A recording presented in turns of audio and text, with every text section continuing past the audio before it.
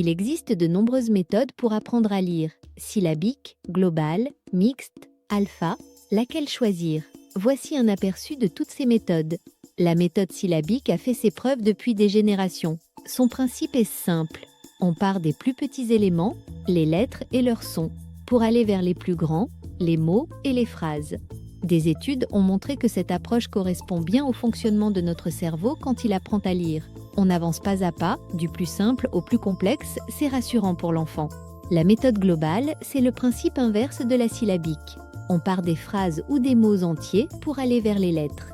La méthode mixte, comme son nom l'indique, combine l'approche syllabique et globale. On apprend les sons, mais on travaille aussi sur la reconnaissance visuelle des mots. Dans l'approche Montessori, on ne découpe pas les mots en syllabes.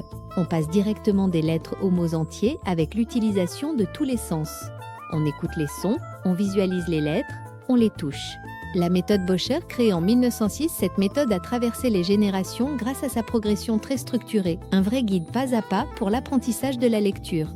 Il existe des approches plus modernes qui gardent l'esprit syllabique tout en ajoutant leur petite touche originale. La méthode Pilotis par exemple. Elle utilise des personnages amusants pour représenter les sons. Chaque lettre a sa propre mascotte.